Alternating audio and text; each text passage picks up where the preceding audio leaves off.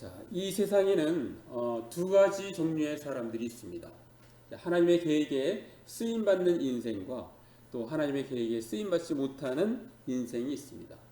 자, 여러분은 어느 쪽의 인생을 살고 싶으십니까? 우리가 이 땅에 태어난 이상 하나님의 계획에 쓰임받는 인생이 되어야 할 것입니다. 자, 오늘 본문은 모세가 애굽에서 살인을 하고 그 일을 숨기려 하였으나 더 이상 숨길 수가 없고 알려져서 그는 도망갈 수밖에 없었습니다. 그래서 광야로 도망을 가는데 그 광야에서 또 결혼할 여성 십보라도 만나게 되고 그 집에서 살면서 장인의 양떼를 돌보는 일을 하고 있었습니다. 자, 어느 날 하루는 양떼를 몰며 시내산 가까이 갔을 때 특별한 광경을 목격하게 됩니다. 그것은 바로 떨기나무에 불이 붙었는데 그 나무는 타지 않는 것이었습니다. 너무나도 놀라운 광경에 모세는 접근하여 더 자세히 보려는 순간 하나님의 음성이 들립니다. 모세야, 모세야, 제가 여기 있나이다. 하나님께서 말씀하십니다. 이리로 가까이 오지 말라. 네가 선 곳은 거룩한 땅이니 내 발에서 신을 벗어라 라고 말씀하십니다. 자, 이 장면은 하나님께서 모세에게 사명을 주시기 위해서 모세를 부르시는 장면입니다. 잠깐 이미지 한번 볼까요? 자, 이 떨기나무가 이런 겁니다. 아주 그냥 사방에서 이거는 이게 쓸 수도 없는 그런 나무예요. 근데 이게 불꽃이 일어나서 이제 가까이 가려고 했더니 신을 벗으라고 하는 그러한 장면을 우리가 이미지로 보고 있습니다.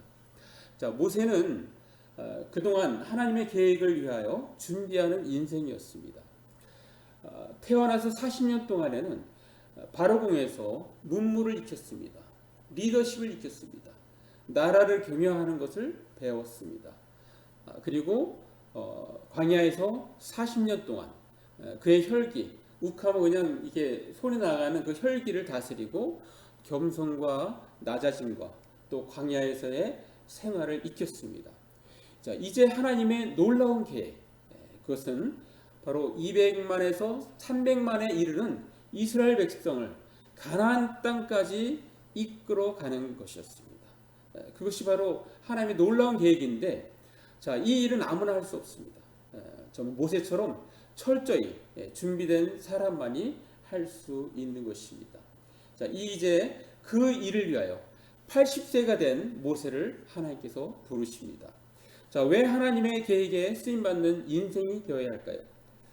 거기에 삶의 진정한 행복이기 때문입니다.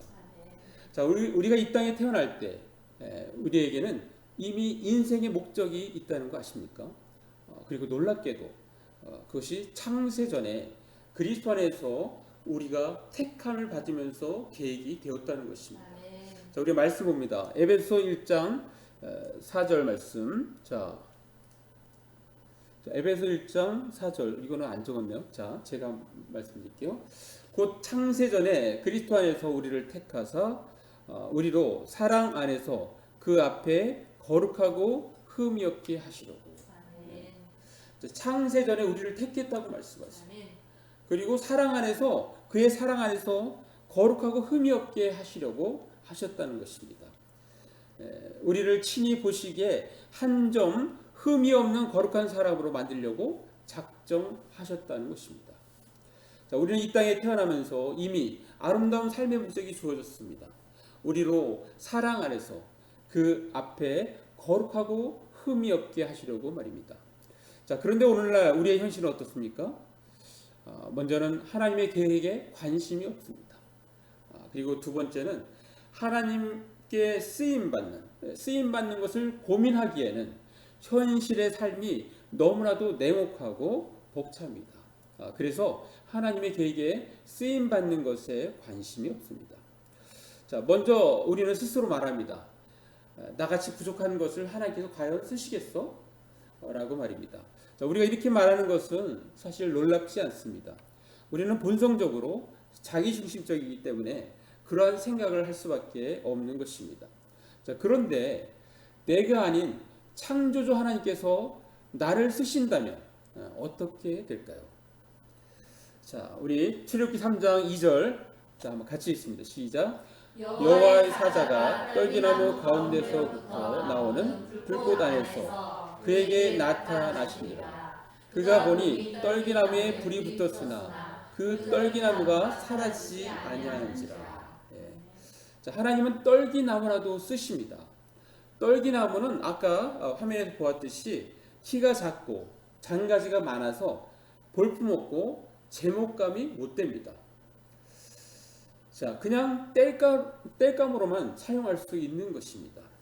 자, 그런데 왜 하나님은 자신을 나타내실 때 더 멋있는 나무가 아닌 볼품없는 떨기나무를 드러내셨을까요? 자, 이것은 아마도 아무리 부족한 떨기나무 같은 사람도 하나님이 함께 하시면 쓰임 받을 수 있다는 것을 보여주는 것입니다. 자, 이에 우리는 우리 자신이 열등감에 사로잡혀 아무것도 할 수 없는 사람이 되어서는 안 됩니다. 하나님께서 강력하게 역사하시면 우리의 삶은 변화될 것입니다. 그리고 우리는 하나님께 쓰임받는 멋진 인생이 될 것입니다. 자, 18세기 유럽의 어떤 한 광장에서 바이올린을 키고 있는 한 노인이 계셨습니다. 자, 그의 앞에는 이게 동정을 구하는 깡통이 하나 놓여 있었지만 지나가는 많은 사람들이 그 노인이 켜는 바이올린 소리에는 아무도 관심을 기울이지 않았습니다. 허름한 옷을 입고 바이올린을 켜던 노인은 몹시 지쳐 있었습니다. 불쌍해 보이기까지 했습니다. 그때 그 옆을 지나가던 한 중년 신사가 있었습니다. 그는 그 광경을 물끄러미 쳐다보더니 노인에게 다가갔습니다. 그리고 그 고물 같은 바이올린을 잠깐 빌려달라고 하면서 넘겨받았습니다. 그리고 그 신사가 바이올린을 연주하기 시작했습니다. 그러자 지나가던 행인들이 하나둘씩 가던 발을 멈추고 그 음악에 귀를 기울이기 시작했습니다. 그리고 얼마 안 가서 노인 앞에 놓인 그 깡통에 지폐가 수북히 쌓였습니다. 그리고 마침 그때 행인 중에 한 사람이 소리쳤습니다. 여러분, 저분이 누군지 아세요? 바로 세기가 나온 위대한 바이올린 연주자 파가니니 선생님이십니다. 그때야 행인들은 그 아름다운 선율을 만들어낸 사람이 위대한 음악가 파가니니였음을 알게 되었습니다. 잠깐 얼굴 한번 보여드리겠습니다. 자, 이게 왼쪽에 있는 사람이 실제 파가니니 인물이고 이것을 영화한 게 이 포스터인데 이 사람은 모든 남자에게 증오했고 또 모든 여자가 사랑했다. 왜냐하면 모든 여자가 이 사람을 사랑하니까 남자들 싫은 거예요. 자기가 사랑하는 애인도 이 남자를 좋아하고 자기한테는 관심이 없으니까. 바이올린을 딱 키면은 사람들이 다 그냥 비명을 지르는 거예요. 비명을. 자, 일명 악마의 바이올리니스트, 별명이 악마의 바이올리니스트예요. 19세기 최고의 바이올리니스트면서 작곡가 지휘자 니콜로 파가니니였습니다. 이탈리아 출생입니다. 자, 비록 고물 같은 바이올린일지라도 위대한 연주자의 손에 들어가니까 놀라운 소리를 낼 수 있었던 것입니다. 자, 이와 같이 비록 우리가 부족한 모습일지라도 주님의 손에 잡혀서 쓰임 받고자 하는 마음만 있다면 하나님의 손에 잡혀 있는 바이올린이 되는 것입니다.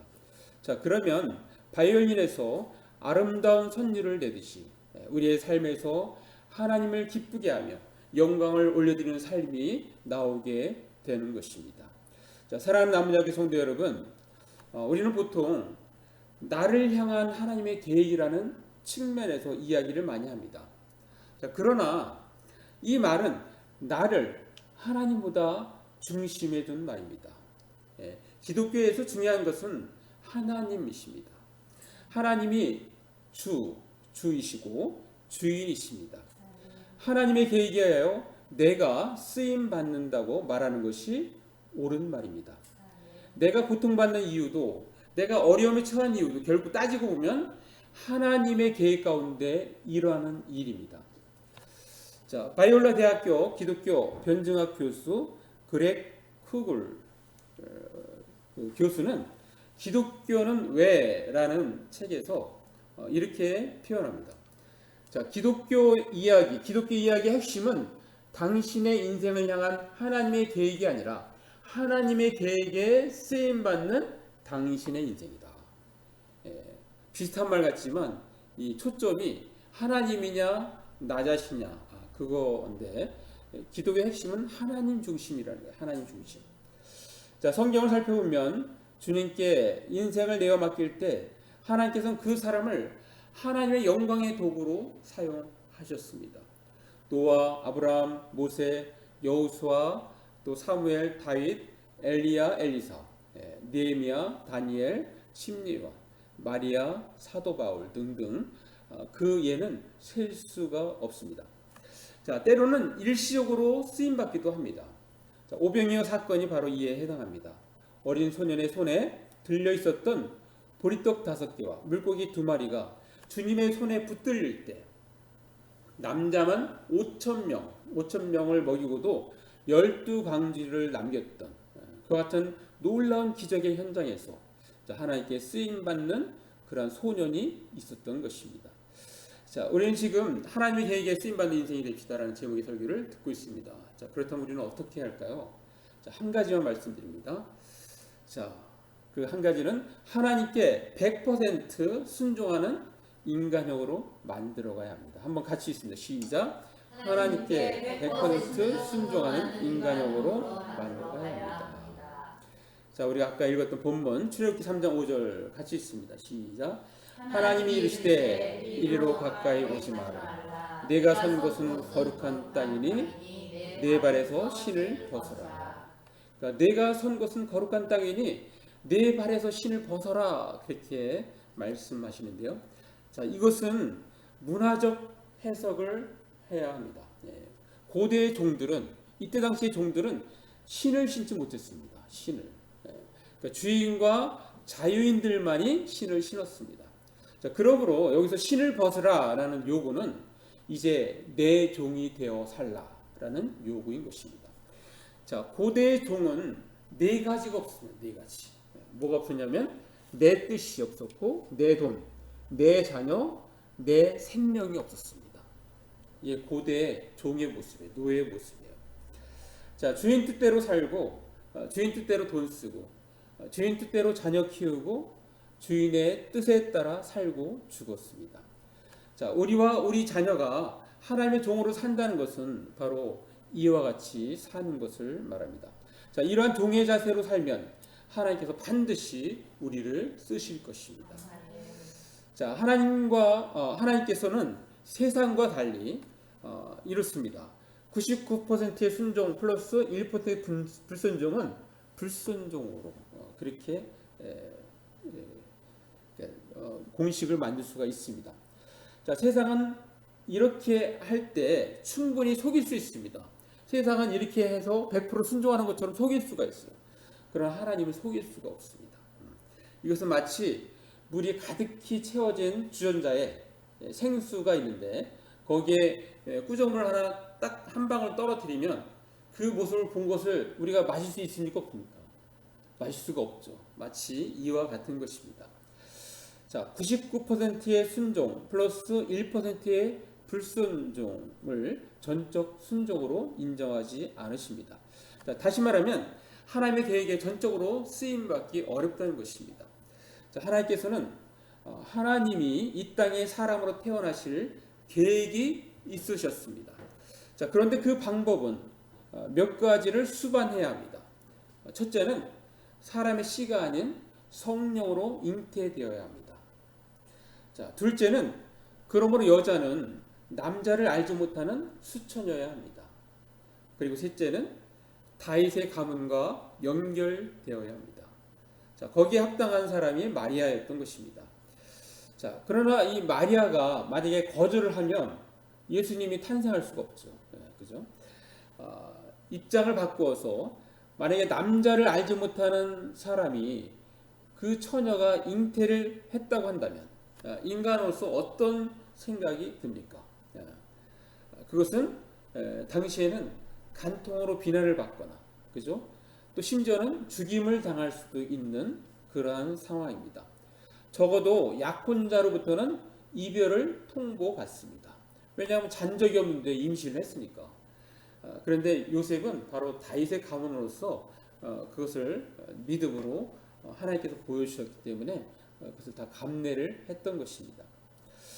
자, 그런데 이 마리아는 처녀가 잉태하여 아들을 낳는다고 했을 때, 성령으로 잉태된다고 했을 때, 그때 마리아의 반응 우리 한번 보겠습니다. 누가복음 1장 38절. 자, 같이 있습니다. 시작.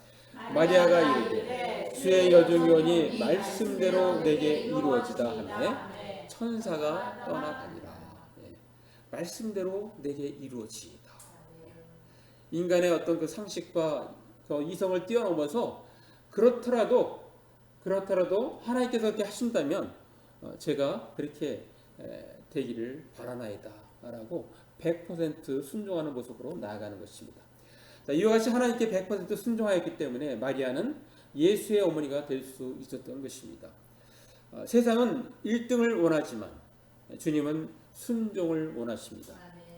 성경 속 믿음의 인물들이 위대할 수 있었던 것은 화려한 사역이 아닌 하나님께 끝까지 쓰임받았기 때문입니다. 자, 미국의 새생명 비전교회 강준민 목사님이 심호하는 교회인데 여기에 수석 목사, 행정 목사요. 그러니까 수석 목사, 행정 목사이지만 이전에 많은 이렇게 좀 경력을 가지고 있는 분이에요. 오은철 목사님이 끝까지 쓰임 받는 비결이라는 책에서 이렇게 이야기합니다. 재능과 환경을 탓하지 말고 하나님께 맡겨라. 하나님이 사용하시면 느림보 거북이도 1등이 될 수 있다라고 그렇게 쓰고 있습니다. 자, 이것에 대한 한 예를 소개하겠습니다. 어느 한 청년인데 이 청년은 엄마 뱃속에서 자라고 있을 때 임신 4개월째. 여러분 과거에 한번 들었던 일인데 이건 좀 더 업그레이드된 버전입니다. 엄마가 초음파 검사를 하던 중 이상 증세를 발견하게 됐고 이 아이는 살 수 없다는 진단을 받게 됩니다. 왜냐하면 태에서부터 아이의 두뇌, 뼈가 형성되지 않아서 거기서 이렇게 뇌가 밖으로 쏟아져 나와 있었기 때문입니다. 교회 목사와 온 성도들이 또 가족 모두가 열심히 한 주간을 기도했지만 그리고 나서 병원을 다시 재검진을 받으러 갔는데 결과는 똑같았습니다. 그리고 병원 측에서는 이야기합니다. 아이는 살 수 없고 산모도 위험할 수 있다. 그러니까 낙태를 권고합니다. 그 병원은 카톨릭 병원이에요. 원래 낙태를 거부하는 병원입니다. 그런데 이 상태에서는 이거는 엄마가 위험하고 아이도 나와봤자 죽어서 나올 수밖에 없는 그런 상황이기 때문에 낙태를 권했던 것입니다. 그런데 이게 낙태실로 동의를 받고는 낙태실로 가는데 뱃속에서 세미한 움직임을 이렇게 느끼는 거예요, 엄마가. 그래서 거기서 스탑해요. 그러면서 그 사람들과의 어떤 대화 속에서 하나님께서 이렇게 느낌을 주셨는데 이런 느낌을 주셨어요. 하나님께서 제 마음에 역사를 하셨다. 어차피 죽을 아이면 세상 빛이라도 볼 수 있게 하는 것이 옳은 거 아닌가. 이런 마음 주시고. 그래서 죽더라도 그냥 태어나게 해달라. 태어나게. 정상적으로는 태어날 수 없으니까 제왕절개를 합니다. 자, 제왕절개 딱 하니까 아이 뇌가 이렇게 쏟아진 상태로 나온 거예요. 또 의사들이 말합니다. 수술을 해도 의학적으로는 1%의 희망도 없다. 그래서 뇌가 밖으로 나온 채로 태어나 그대로 두어도 죽고 뇌를 안으로 집어넣으려 해도 이미 다른 것으로 태워져서 있는 데다가 감염이 돼서 죽을 수밖에 없는 상황이었습니다. 자, 그러나 한 가지 희망인데 잘라내는 거. 근데 그 아이가 이 잘라내는데 그 잘라내는 게 이 대뇌가 70%, 소뇌가 90%를 잘라내야 돼요. 그래도 그냥 하나님께 맡기고 수술을 하기로 했습니다. 그러면서 이 아이가 수술해서 살 확률이 있습니까? 그랬더니 1%도 안 됩니다. 1%. 그랬더니 그 엄마가 이런 얘기를 해요. 그러면 이 아이가 수술을 해서 산다면 그것은 의학이 한 일이 아니라 하나님께서 하신 일이겠네요? 그랬더니 그렇다고. 의사들이 다 그렇다고. 그렇게 답변을 듣고 수술을 해요. 네. 자, 그렇게 대뇌 70%, 소뇌 90%를 절단을 하니까 이제 남은 뇌는 10%밖에 안 10%. 그러니까 애가 33일 후에 퇴원했는데 이렇게 완전히 그냥 이게 찌그러진 냄비처럼 그런 아이로 이렇게 퇴원을 했습니다. 너무 말라서 뼈 가죽이 보이고 그런 정말 볼품에도 없는 그런 아이로 태어난 거예요. 그러나 엄마는 숨을 쉬고 있는 것 자체가 정말 기적이고 가능하면 정말 이 아이를 살려달라고 그렇게. 사실은 이 엄마는 불교 집안이었어요. 그리고 예수 믿는 걸 강요하는 것을 하지 않기로 하고 결혼한 사람이에요. 결혼한 사람. 근데 이 아이 때문에 신앙생활을 정말 열심히 잘하게 돼요. 왜냐하면 이 아이가 이러니까 여기에 가장 좀 기도하고 믿음 좋은 분이 할머니인 거예요. 할머니. 할머니가 목숨을 내어놓고 기도하는 거예요. 그러니까 할머니가 목숨을 내어놓고 기도하니까 집도 교회 근처로 옮겨놓고 목숨을 내어놓고 기도하니까 그 모습을 보고 자기 엄마가 애기 엄마가 그냥 따라서 기도를 안 할 수가 없는 거예요. 할머니가 이렇게 목숨을 내어놓고 기도하니까 자연스럽게 이제 신앙을 갖게 되었는데, 자 태어날 때 웃음소리가 없던 아이가 생후 3개월이 되자 웃음소리를 내었습니다. 이게 이제 계속해서 이 기도의 덕분이에요. 기도. 하나님께서 계속해서 역사하시는 거예요. 원래 이렇게 90% 잘라낼 때는 보지도 못하고 듣지도 못하고 말하지도 못하고 서지도 못하고 그랬어요. 그런 아이였어요. 그런데 어느 날 앉고 또 어느 날 서고, 자 5살짜리가 되었을 때는 5세가 되었을 때는 말문이 튀어있는 거예요. 말문이 튀어서 딱 나오는 말이 뭐냐 하면은 사도신경, 주기도문을 줄줄줄줄 이렇게 내뱉는 거예요. 왜 그런가 했더니 전 구역 예배 갈 때 항상 애를 데리고 가니까 얘는 그게 이렇게 들려서 이걸 암기를 한 거예요. 다 암기를 해가지고 반복적으로 암기했는데 그거를 이렇게 말문이 튀자마자 자기가 아는 그 단어는 그러니까 언어는 그거를 이렇게 얘기를 하니까 주위 사람들이 다 놀라면서 이 아이가 지능이 있고 암기력이 있네? 뭐 이러면서 점점 발전해 나가는 거예요. 또 할머니의 그 권유로 인해서 또 선교원에 이렇게 가게 되는데 거기서 뭐 그냥 따로 노는 거죠. 애는 뭐 정상적인 아이들하고 활동할 수 없으니까. 어느 날 전 학부형들을 모시고 이렇게 발표회를 하는데 이 아이가 할 수 있는 게 무엇이 있을까? 그러니까 암송 잘하잖아요. 그래서 할머니가 요한복음 15장 1절부터 16절을 이렇게 암송하게 암송을 했어요. 그리고 한 번은 노래를 할 수 있다 그래서 노래를 시켰는데 그때 이 아이의 그 노래의 그 장점을 발견한 거예요. 노래를 한번 딱 들으면 그 노래가 잊혀지지가 않는 거예요. 그래서 어떤 사람이 그걸 요청을 했어요. 그거 좀 녹음 좀 해달라고, 녹음 좀. 그래서 여러분 유튜브에 보면 그 한번 들을 수 있어요. 들으면 굉장히 은혜가 됩니다. 자, 그렇게 하면서 이렇게 자라는데 그는 현재 중복장애 1급으로 지적 연령 3세인 지적 장애와 그 지체장애, 시각장애를 앓고 있으면서 한쪽 눈은 보이지 않고 또 다른 한쪽도 부분적으로 보입니다. 귀도 한쪽만 들립니다. 귀도 한쪽만 들리는데 얘는 절대 음감이 있는 거예요. 절대 음감이. 또 어느 날 이렇게 이 핸드폰 이렇게 숫자 누르잖아요. 전화번호 숫자를 얘는 그걸 아는 거예요. 아는 거. 또 한 번은 이렇게 엄마가 카톡으로 문자를 보내는데 엄마 뭐라고 보냈지? 그걸 아는 거예요. 그래서 엄마가 너무 신기해가지고 다른 것도 했는데 그걸 음을 듣고 이 숫자는 이렇게 맞추는 애들이 좀 있다고 해요. 근데 이 문자를 이렇게 하는 거를 음을 듣고 이 문자를 그걸 아는 거예요. 얘가 그렇게 절대 음감을 하나님께 주셨어요. 그래서 얘는 실제 글을 읽을 수 없고 뭐 볼 수는 없지만 다 암기를 해서 노래를 하는 겁니다.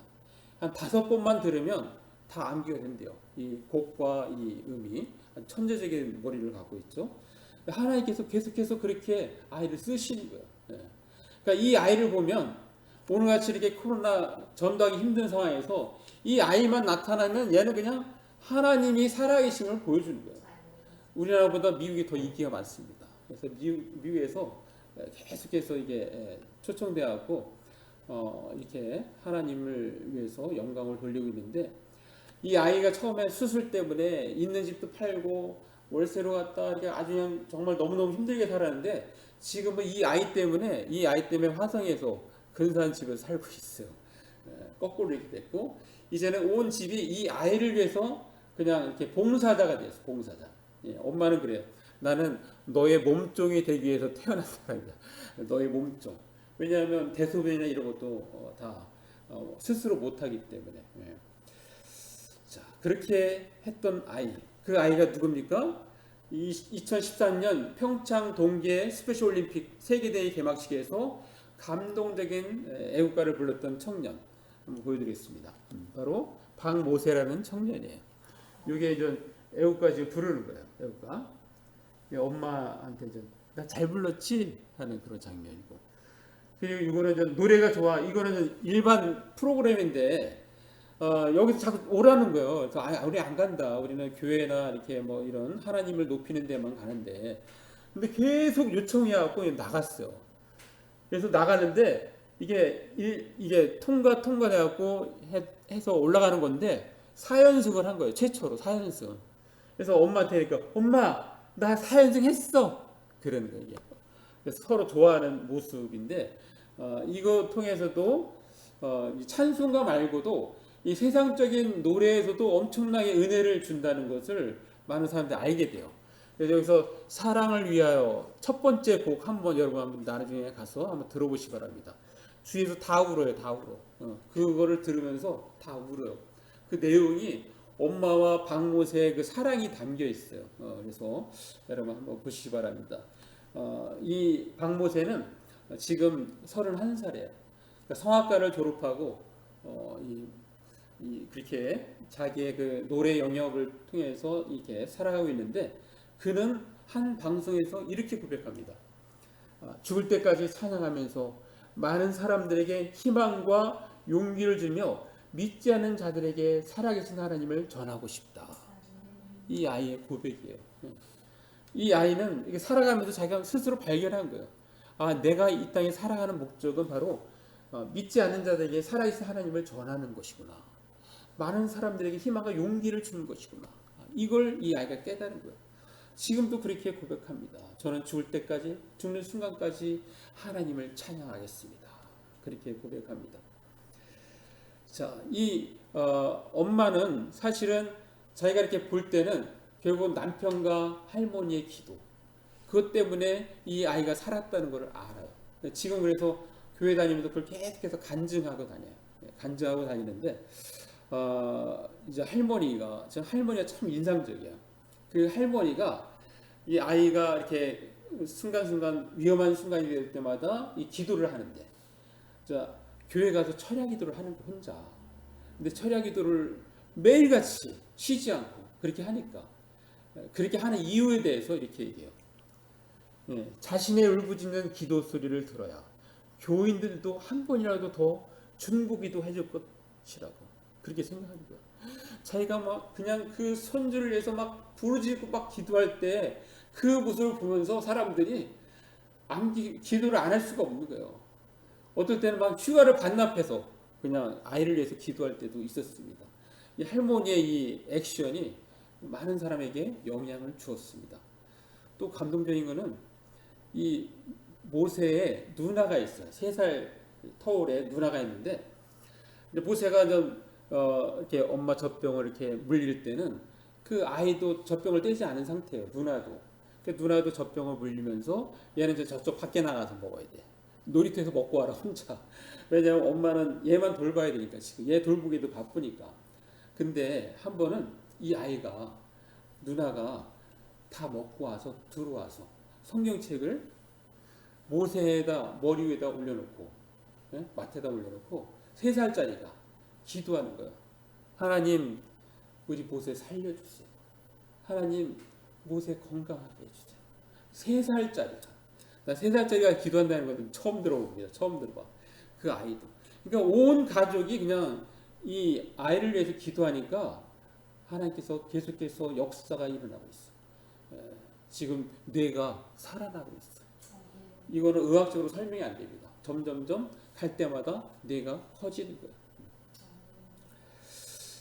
자, 우리는 청년의 때에 주님을 확실히 만나야 됩니다. 자, 전도서 12장 1절 한번 같이 읽습니다. 시작.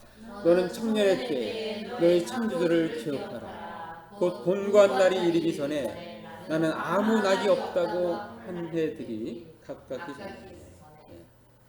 자, 창조를 기억하여라.